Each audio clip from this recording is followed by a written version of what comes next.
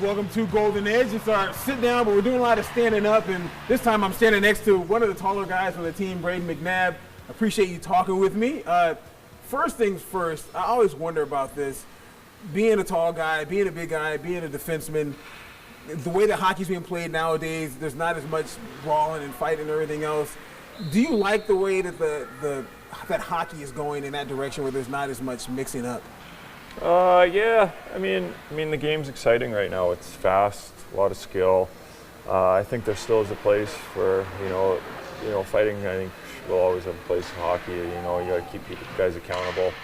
And the physical part, it's not as physical, but it's still there, and it's an important part of the game. And I've heard from teammates talking about, like, hey, I'm glad he's on my team. Like, Brayden is not a guy that I'd like to get hit by. I hear that you got a pretty powerful hit against the glass.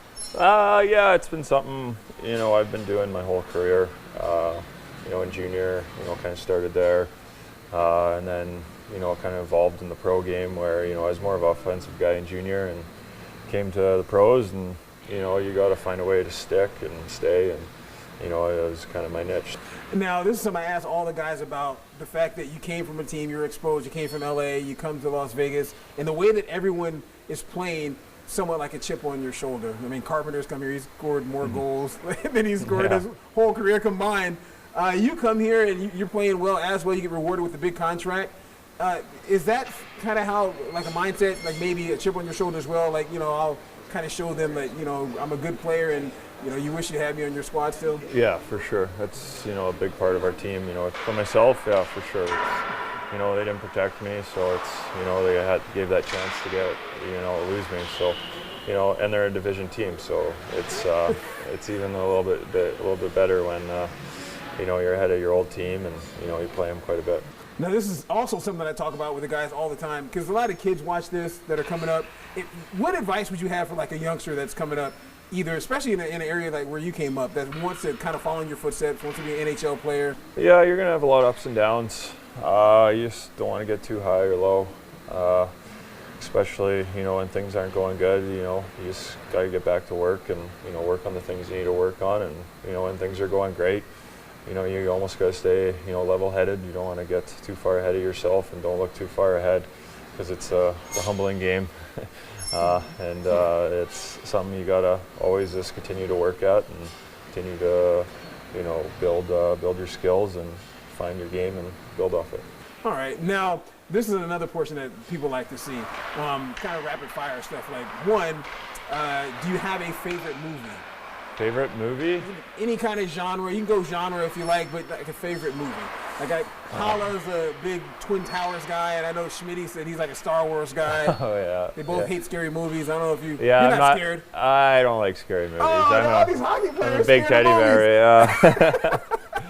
What do I like? I love the Batman series. Big fan of the Batman series, so I'll go with that. Okay. Yeah. I can see, were you ever Batman for Halloween? I can see you doing something like that. Probably. I hated Halloween. Like I said, I was a big teddy bear. I was scared of everything.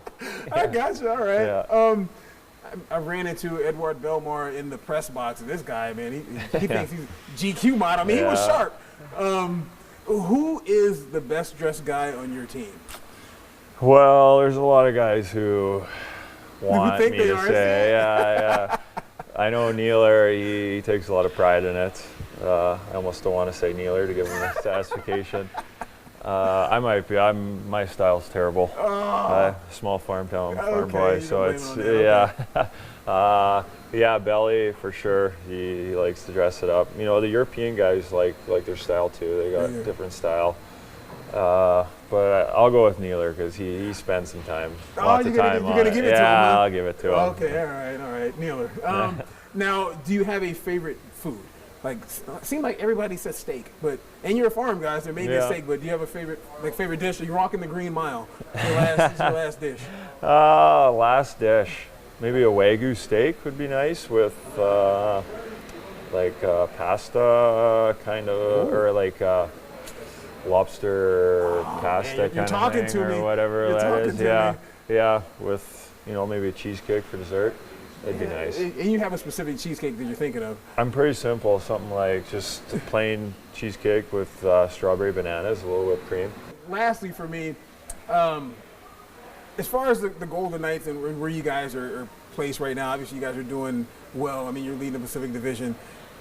Could you ever imagine when you were the first guy to put on the jersey of the Golden Knights that you guys would be in this position right now? First of all, how was it being the first guy to ever wear the jersey? That's pretty cool.